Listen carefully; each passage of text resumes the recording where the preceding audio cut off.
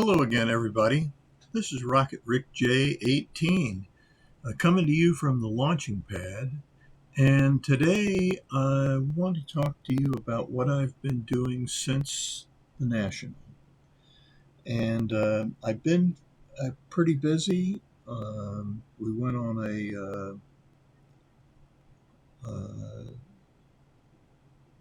a 10-day cruise and went to the National.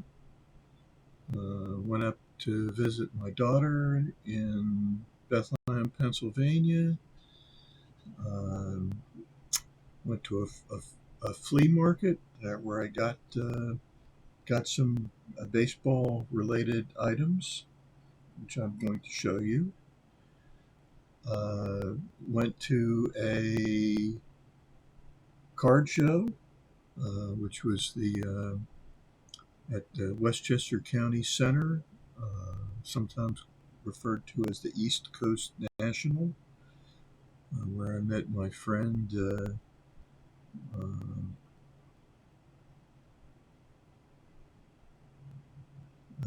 Mookie Chillson. And then I went to a card shop where I got some cards.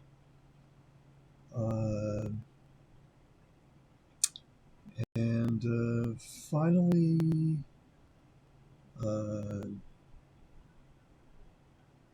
really, some other interesting things, I guess. I got some gifts, and I got some giveaways from the National, which I'm going to show you in my video that I do about the cards that I got at the National. So without too much more discussion, let's turn down the camera, and I will.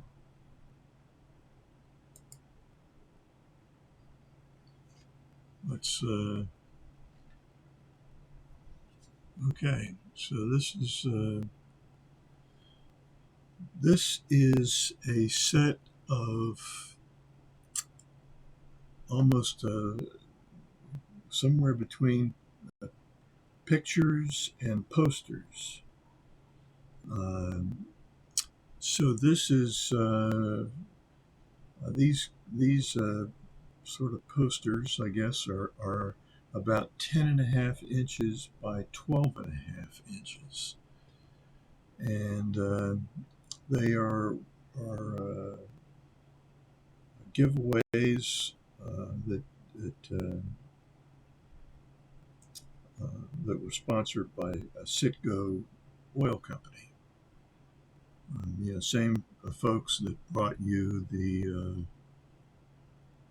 logo that sits outside the Green Monster in Boston. Well, these are Yankee pictures of Yankee greats. There were 6 that were originally part of the set. I have 5 of them, and the 6th one is on the way, so it'll come at a later time. The first one you're looking at, Whitey Ford.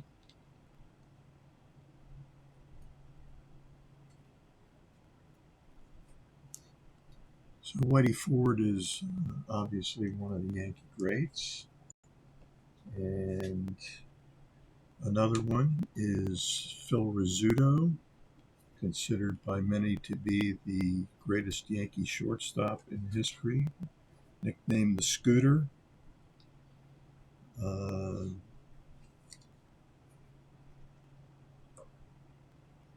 For many years, a Yankee broadcaster.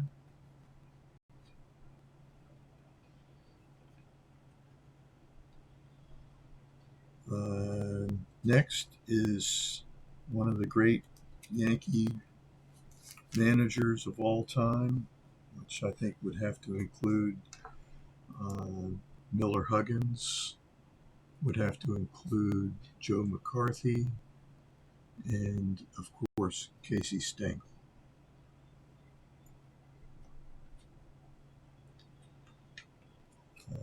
Another great Yankee left-hander, Vernon Lefty Gomez, pitched in 6 World Series games without a loss.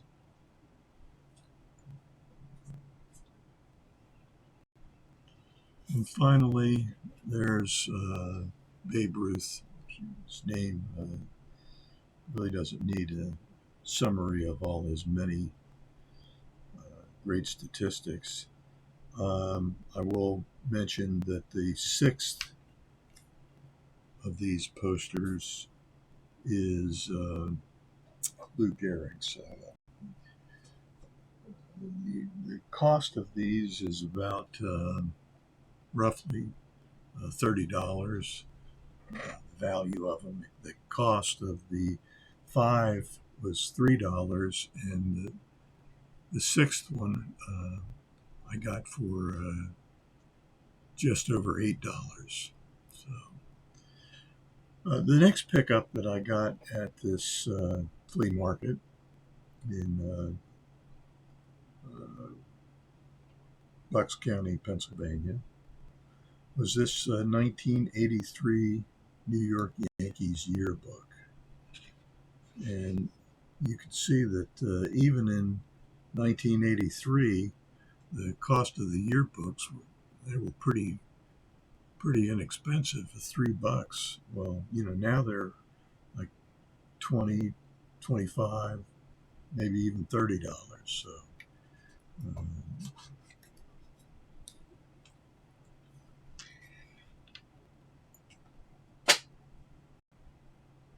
then I went to the card show in Westchester County, the East Coast National. I was looking for a Tris speaker card, but I had maybe unrealistically high expectations.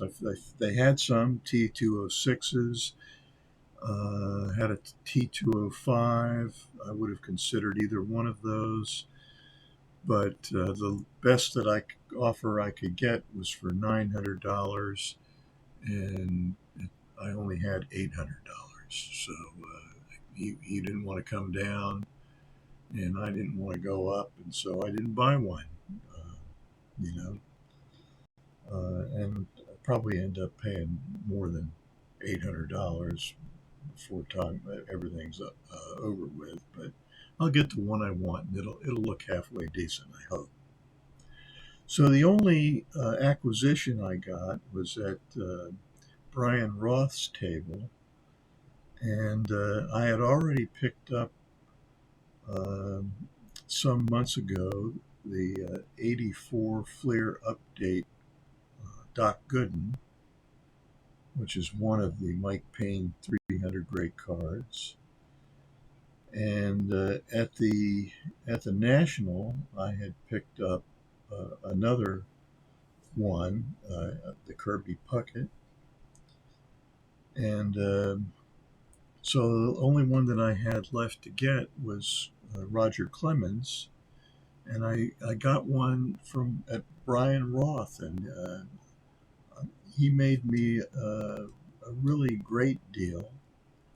And so I got this card, which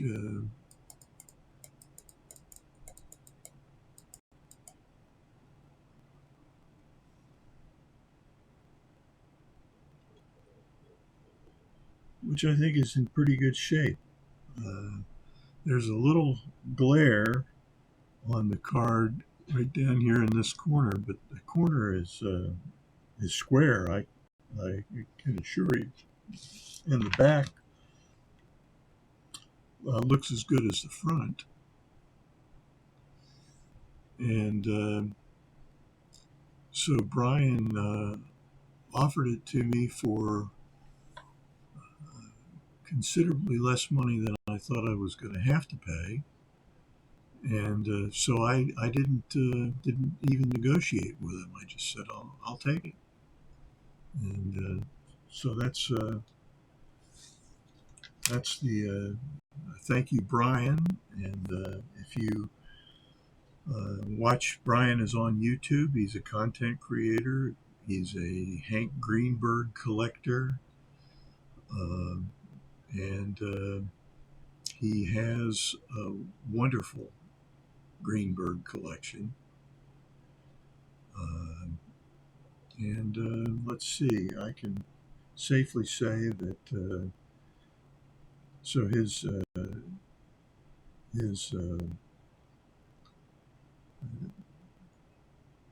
YouTube channel is B Roth for Brian Roth, and he's a great YouTube friend and great guy to work with. So that's my first card that I've purchased from Brian, but I think there are going to be more as the years go on here.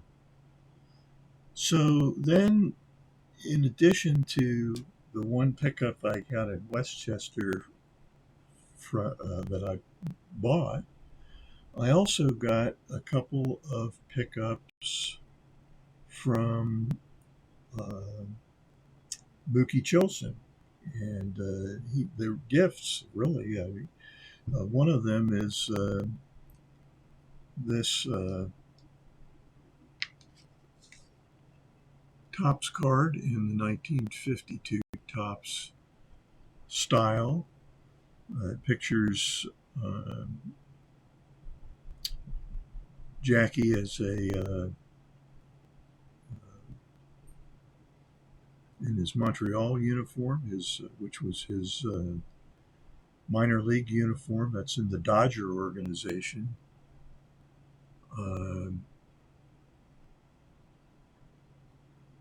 And of course, he came up in 1947. Everybody knows the story about him being the first African American since about around the time of Cap Anson to break the color barrier. Now there have been some Latino players and Cuban players prior to 1947, but no Negro players, no black players, no African American players.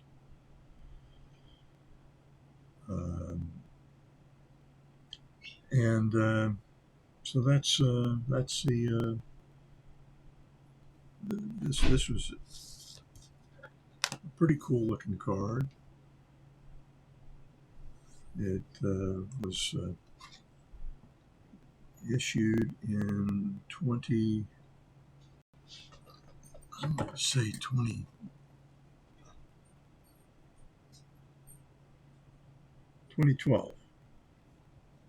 So pretty cool card, and I really was very grateful to Mookie to get that card. And he also gave me this card of Ralph Houk, and this was a New York Yankees postcard. And I realized that very soon after I visited the Westchester County or White Plains show 2 years ago, I met up with Mookie. No, not the Westchester show. I'm sorry. It was at the Garfield show 2 years ago. I met up with Mookie and Sammy Thunder, and Sammy gave me another card from this very same set, unknown to each other, and he gave me the Roy White card. So these were cards that became, there were postcards, and I'm going to take this one out of the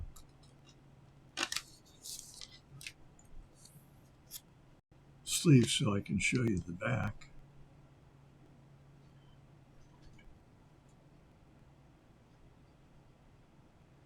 They were printed by Dexter Press in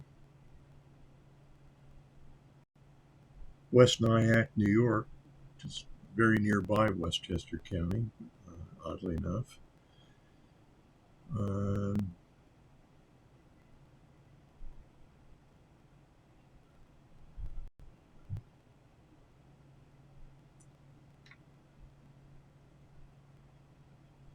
I'm not really sure of the date that they were issued. It doesn't really say on the but it was part of the 1971 clinic that the Yankees sponsored, and I have another card of that shows Mickey Mantle and Joe DiMaggio, who were honored before that clinic with plaques as a part of it. The whole, and so they participated in this as well. Pretty coincidental. I mean, that it would be in that same set of clinics that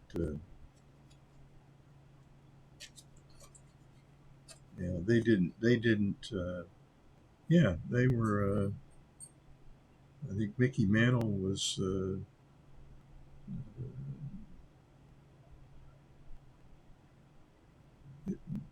did the Saturday, August 14th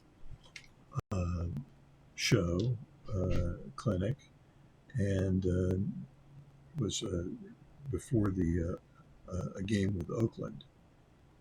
And other participants were Mel Stottlemyre, Roy White, Kurt Blefrey, Bill White, Frank Messer, Phil Rizzuto, Bobby Mercer, Thurman Munson, Danny Cater. Some of these guys did it more than once. Stan Bonson, Fred Tepedino, Fritz Peterson, John Ellis, Jake Gibbs, Frank Baker, not home run Baker, I'm pretty sure, Jerry Kenny, and Lindy McDaniel, Horace Clark, and Gene Michael, plus one additional Yankees player. And I'm not sure who that was, but it might have been possibly Joe DiMaggio, because he's pictured on the same card that Mickey Mantle is pictured on, that talks about these same clinics. So it's just one of those coincidences that turns out to be involve two guys that were at the same show in Garfield that I attended, and hope to attend later on this year. And hopefully one or both of those guys will be there at that time. So anyway, that's those were the sort of card-related gifts that Mookie gave me, but he wasn't finished. And he also gave me this book, which I'm going to zoom out on so you can see the whole thing. And it's a former library book. I'm not sure from what library, but that's the library. And library books are sold all the time. I have no doubt that that's what happened with this book. Turns out it was from Ridgefield, New Jersey. I had some fraternity brothers who were from Ridgefield, New Jersey, which I think is kind of an interesting coincidence. So this book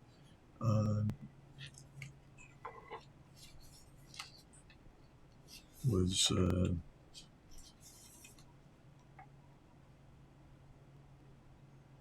originally published in 1953.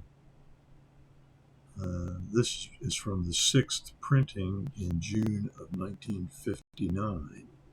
So it's got some, in addition to the story, it also has an appendix of photographs, including this picture, which I'm pretty sure you've seen somewhere along the way, a left-handed and right-handed picture of a very young Mickey Mantle at spring training in 1950. Well, Mickey was at this time was 18 years old, and pretty freshly 18 years old, unbelievably. And he was going to be the next Joe DiMaggio. And I think if you look at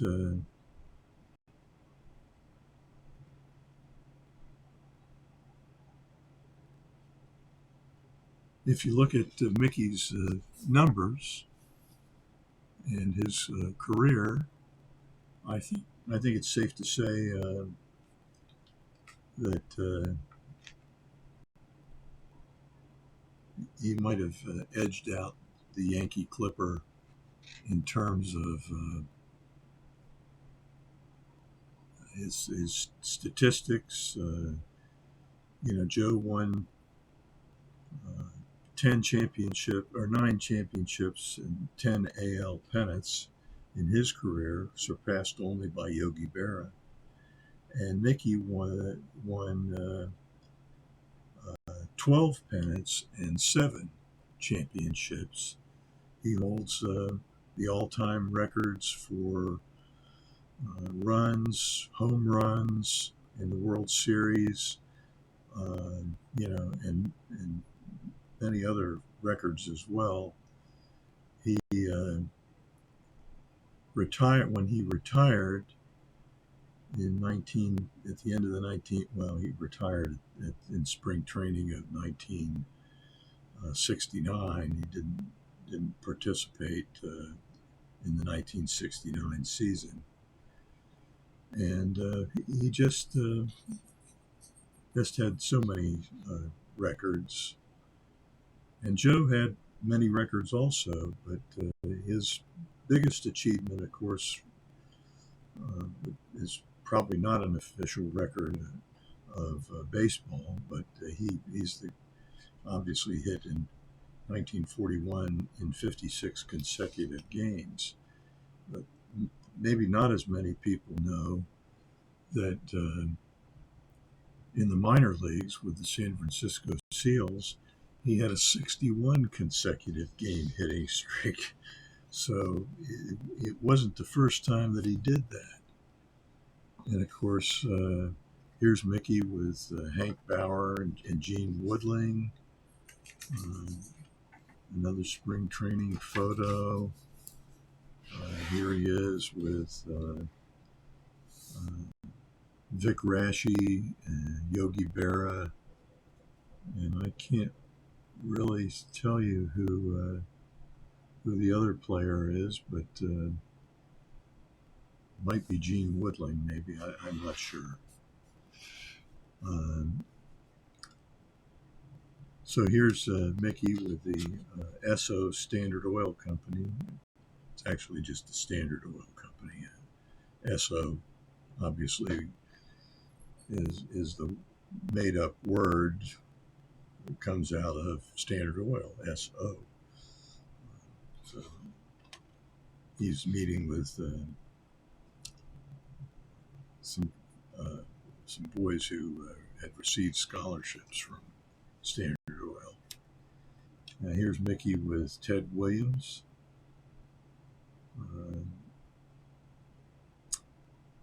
Here's Mickey with Gene Woodling, Bobby Brown, Yogi Berra, Gil McDougall, and Mickey.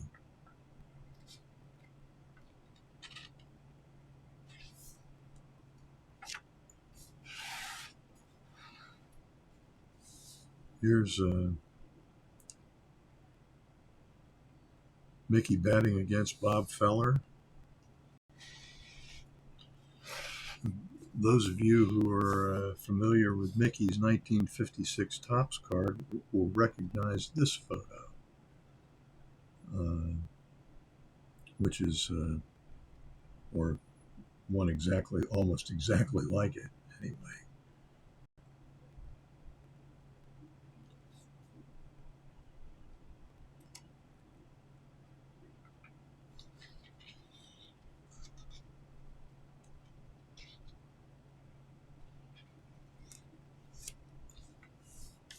Here's Mickey in the hospital after damaging his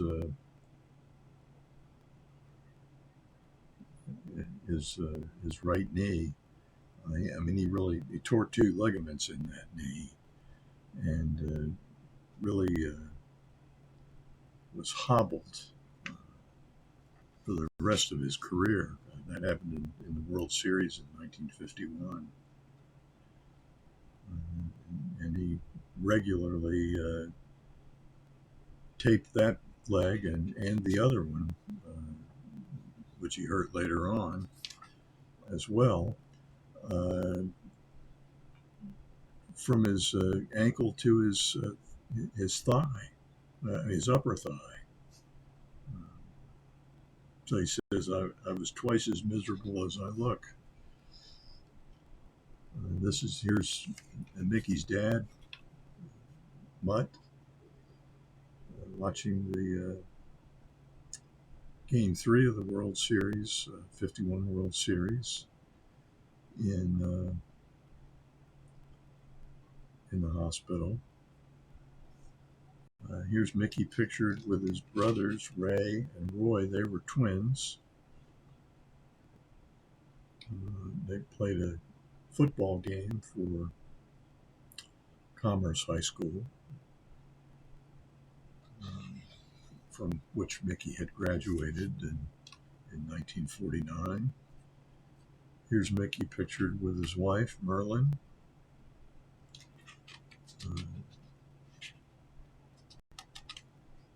So he says he loved to hunt, and there's pictures of offering some proof of his hunting. There's a lot of great stories about Mickey hunting. Not necessarily, well, but we'll just leave that for another time. Merlin and Mickey married on December 23rd, 1951, at her parents' home in Pitcher, Oklahoma. It's a picture of the wedding cake.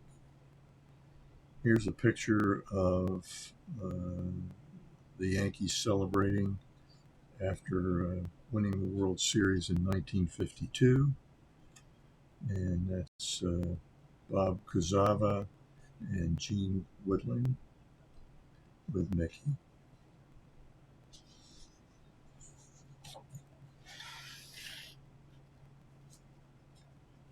There's Mickey popping out to Pee Wee Reese and hitting a ground out to Gil Hodges. So not two of his successful at bats, but this one he had just homered. It's hard to tell from these photographs which was the successful hit and which one. They all look alike to me, he says. But judging from where he is in the batter's box, this is the home run because he's batting left-handed in the other two photographs. And this one, he's batting right-handed, I think. Maybe he might be batting left-handed. He's pretty quick out of the box. He's holding the bat down on the knob with his right hand, which is how a left-handed hitter would hold it. So that's probably it. Last Yankee Stadium shower of the year. It's a great feeling after your team has won the World Series, he says. And then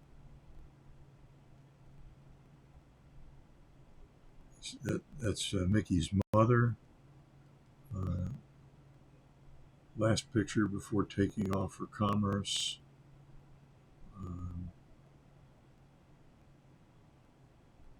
And there's Merlin with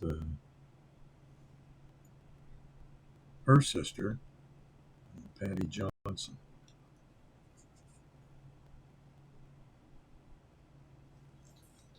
So what a great gift. And thank you, Mookie, for giving me those items. And let's turn the camera back up. There we go.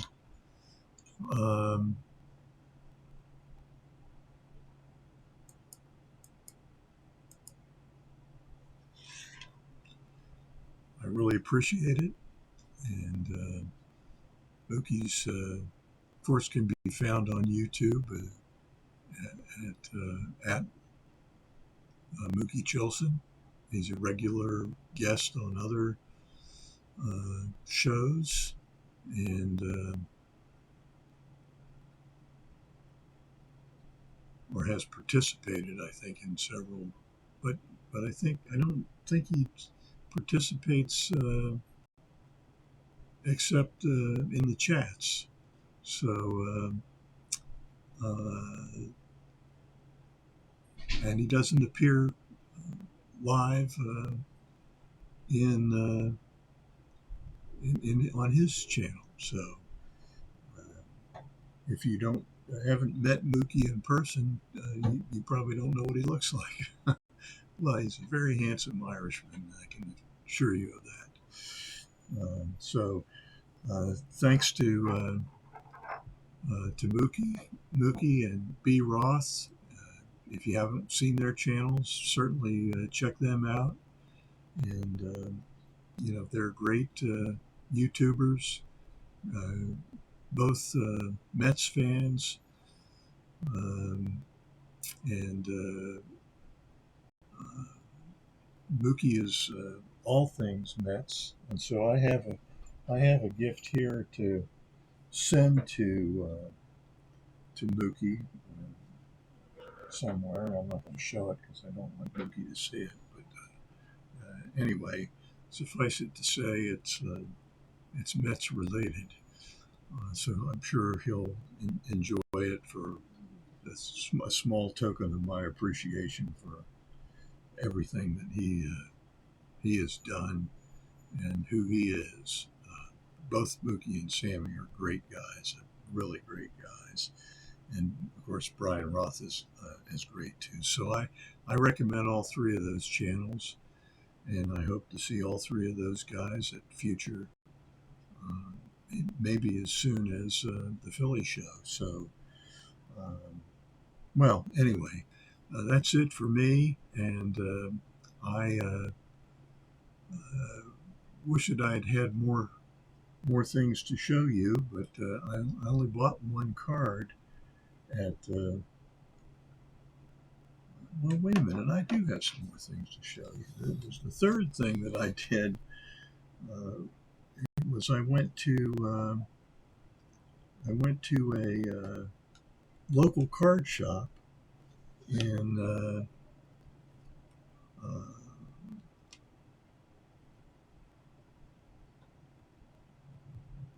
Bucks County, Pennsylvania, and Quakertown, as a matter of fact. I'm going to show you some cards that I got there. Now, this won't take very long, so hopefully you won't mind sticking for a little bit longer.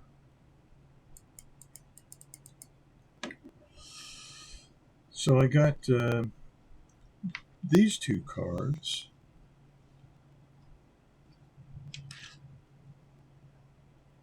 Which are a 1954 Red Man of Gene Woodling and a 1953 Red Man of Gene Woodling. You notice that they are two different colors, two different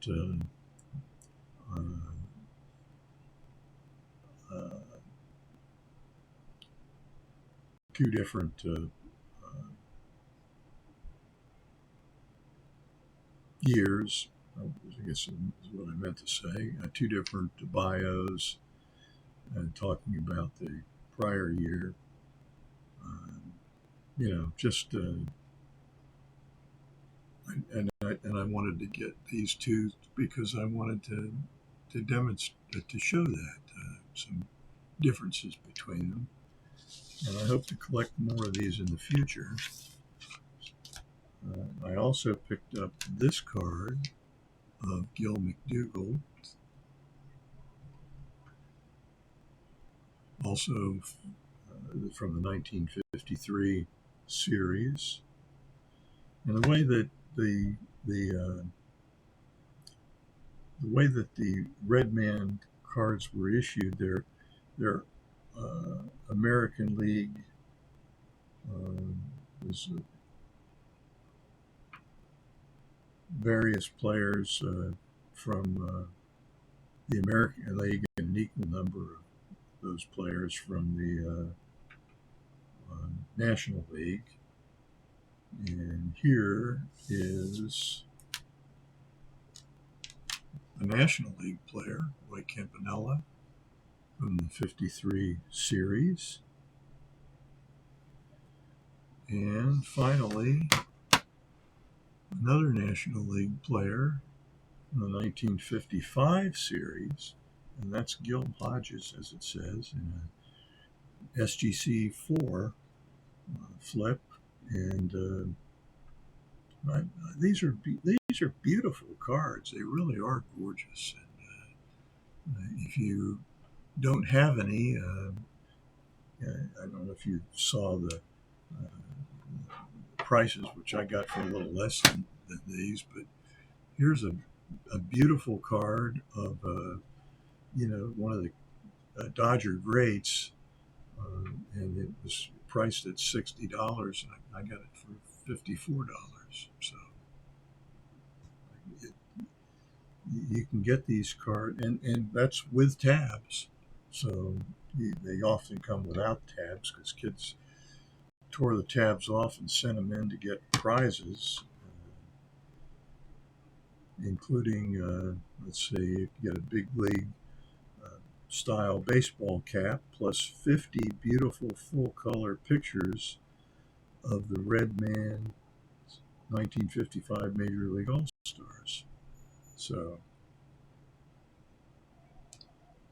pretty cool.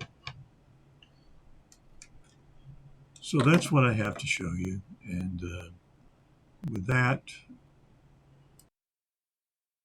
let me just say this is Rocket Rick J 18 from the launching pad, wishing that all your collecting dreams come true.